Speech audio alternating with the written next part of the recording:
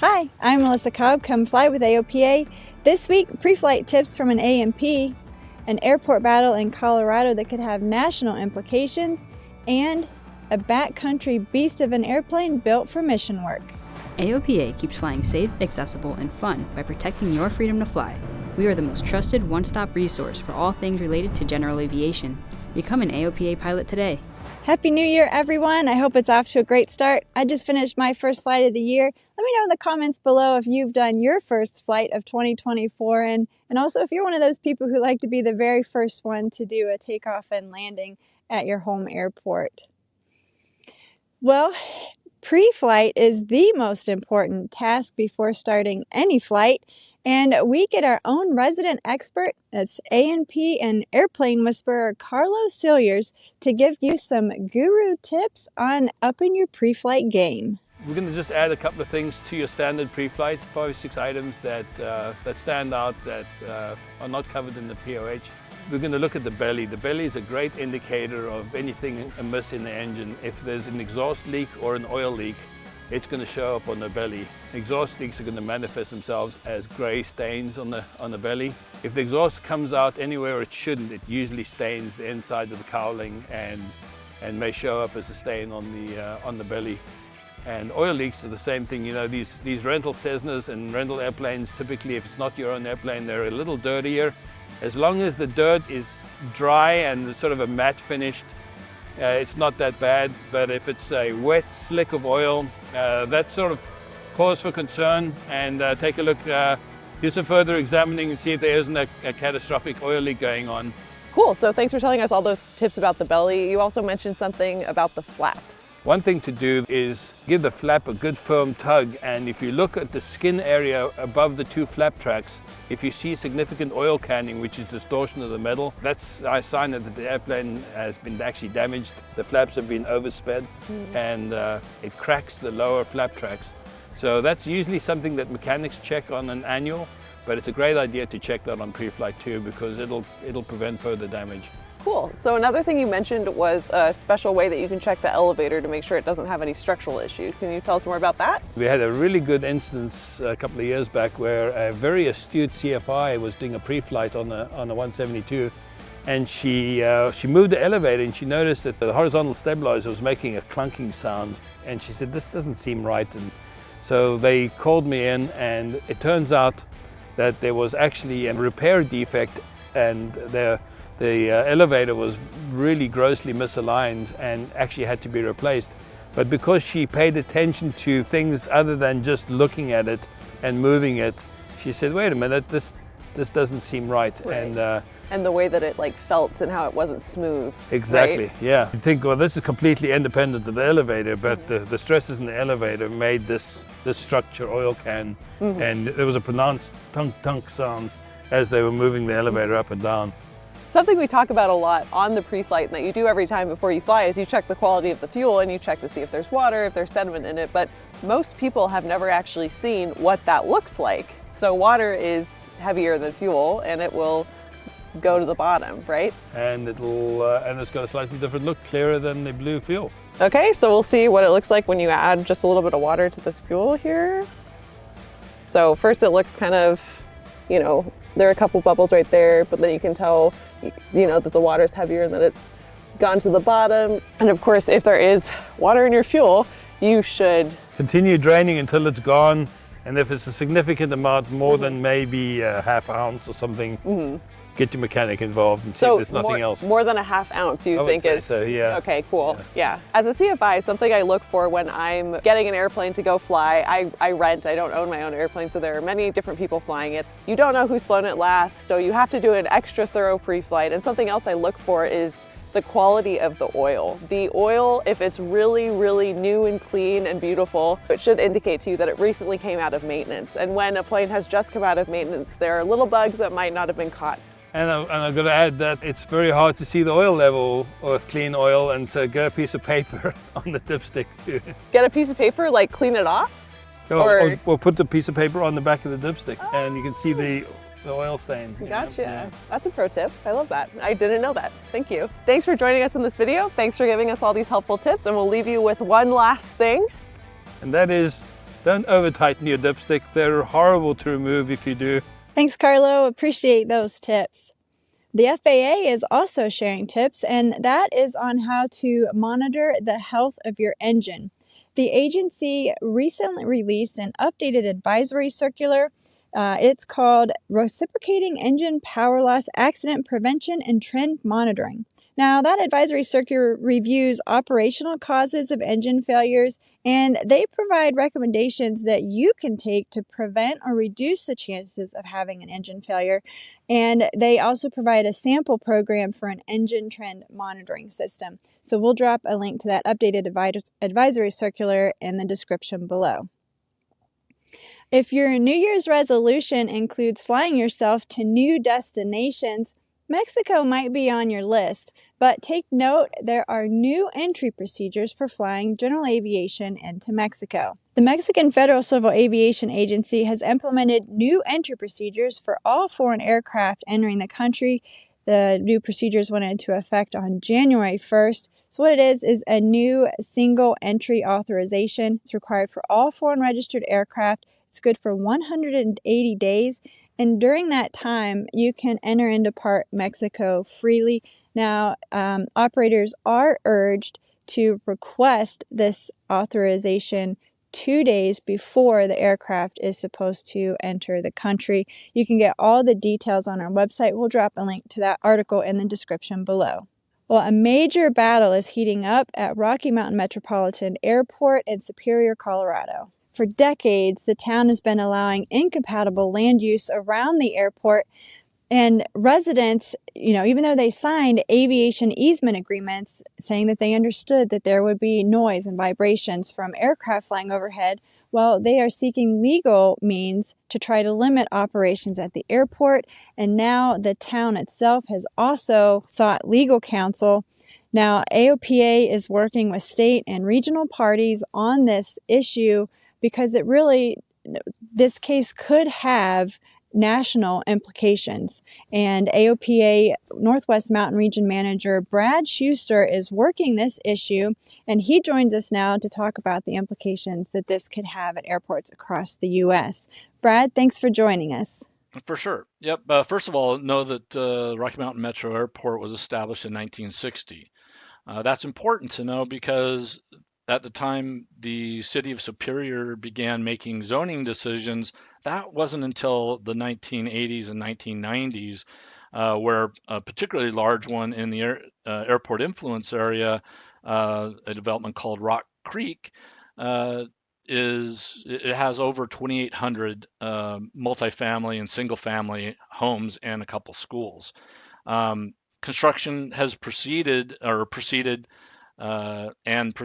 other communities around the airport under the control of the town of Superior, unabated for years.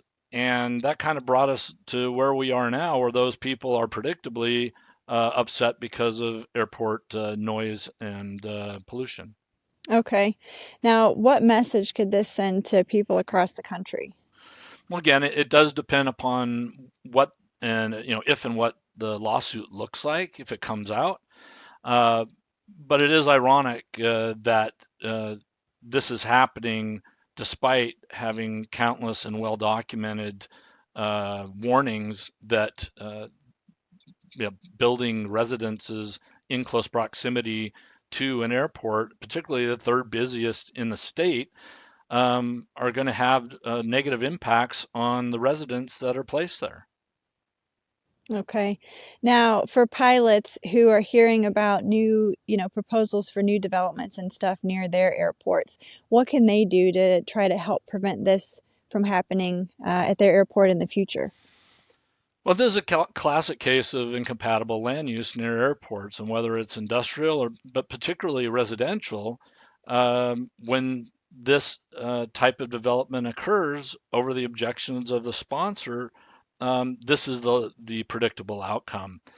Pilots and aviation enthusiasts alike can do several things to prevent zoning that is incompatible with airports, including, first of all, being in touch with your zoning authorities around your local airports, whether that's a port, a county, a city, a state even, pay attention to zoning that sounds like it's very close to the airport, and say something about it. Say something to your airport manager. Say something to your AOPA Airport Support Network volunteer for your airport. Say something to your regional manager. I'm a regional manager for Northwest Mountain if you live in that region. And say something to your state and local aviation advocacy organizations to make sure that as many people are mobilized and aware of the threats, potential threats to the airport. Okay. Well, thank you, Brad, and we appreciate all you're doing at Rocky Mountain and all the airports in your region, and also what all your fellow regional managers are doing across the country. Our pleasure. Thank you.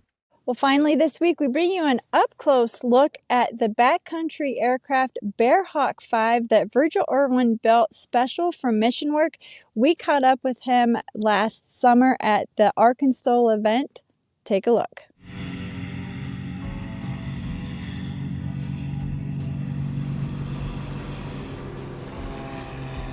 So my name is Virgil Irwin. I'm 25, and my wife and I started and now run MA Global, which is Mission Alliance Global. So we use this mission organization to work in West Africa.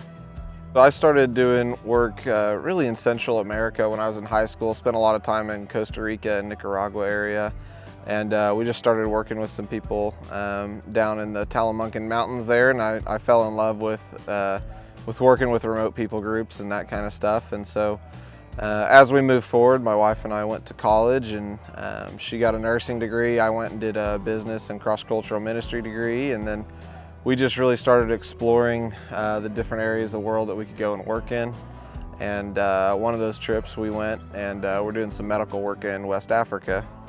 And we fell in love with the country Niger where we're working. And we really quickly kind of discovered, hey, if we're gonna get anything done here, we're gonna have to fly. We spent some time driving around.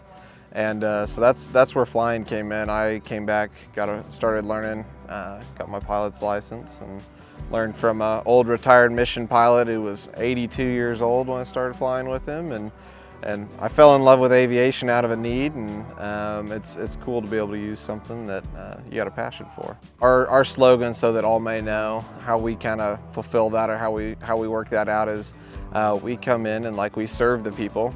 Whether they're Muslim, whether they're animistic, whatever they may be, we come in and we serve them, and if they want to hear along the way and hear the gospel, we share it with them, but we serve them regardless. So through the services that we provide and through servicing these different forgotten people, our goal is that so that all may know, they may know who the Lord is. We started working in Niger. We realized really quickly that we were going to need an airplane that was pretty specific. We don't have avgas, we have very, very little jet fuel, and we needed an airplane that could make long cross-country runs as well as land and take off on some 500-foot dirt strips and things like that. I had called Bearhawk looking for an airplane, and at the time they had their 4-seat model, and I was talking with them and just asking if they had one a little bit bigger, and they had one coming up, so they said, hey, we've got the Bearhawk 5 coming out, would you like one? And so we managed to get serial number 1. So it's a 3,000-pound airplane, carries almost 1,400 pounds, cruises in the 140 to 150 mile an hour range and stalls in the low 40s. And so what that lets us do is, with one airplane we can do both our bush service as well as flying between the other major cities and doing cross countries. And then being on the experimental side, we're able to run some of the latest state-of-the-art injections and ignition systems that lets us do that on 91 octane auto fuel. So it's got a 290 horse 540 with a computer-controlled FADEC ignition injection system, and so far it really does just about everything well. So to build an airplane for a specific mission, you're going to do some modifications you wouldn't normally do. So all those modifications add hours, and so this one took me about 18 months or so and 2,000 hours. Finished it in June of this year, and I'm loving flying it so far. One of the good things about working in Niger is it's a big desert with lots of flat spots, so new airstrips are not a hard thing to do. Basically how that'll work is I'll be an approved airstrip inspector for the country. We'll come in and we'll find locations that are suitable. I'll come in and inspect them. and then we'll be able to add those airstrips to the chart. So the goal is to continue to develop the airstrip situation to where other organizations can also come in and begin to fly in and out of those.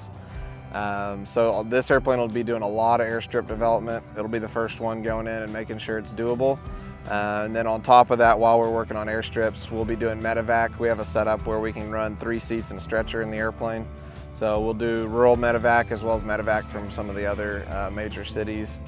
From here, we've got to get the airplane to West Africa. The airplane will come back apart. It'll go into a container. We could fly it, but the reality is this will be the 4th piston plane in country.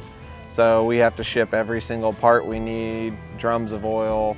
I mean, everything you can think of to run an airplane for 2,000 hours has to go with the airplane. So the decision was to ship a 40-foot container. We'll take the airplane apart and pack it with basically an entire FBO worth of maintenance facility, and it'll go over. And then we've got a facility there that we're working on that'll be a 2,500-foot dirt strip and hangar and all that kind of stuff to be based out of. So as soon as the country's stabilized, we'll start getting all our paperwork in order. Building airplanes is easy, the paperwork's hard. So we got to start working on that. But once we get that sorted out, we'll get it shipped over. Impressive. Thanks for sharing with us, Virgil, and best wishes in your mission work. Well, I hope you enjoyed this week's episode of Fly with AOPA. Be sure to like and subscribe to stay up to date on all of our latest videos. And this week, we leave you with some flying footage that was sent in to us last year, but we just loved it so much we wanted to share it with you again. It comes to us from Brandon Herzog, and it's of Alan Cuthbert's son, Reef, getting his first flight on skis in a 1946 Air Coupe. Alan said his son is a good stick, and he'll be a 5th-generation aviator if he chooses to become a pilot. Be sure to send in your favorite flying videos. You just might see them on an upcoming show. And if you're not already an AOPA pilot, we'd love to have you join us. Just click on the link at the end of this video to learn more about our trial membership. We'll see you next week.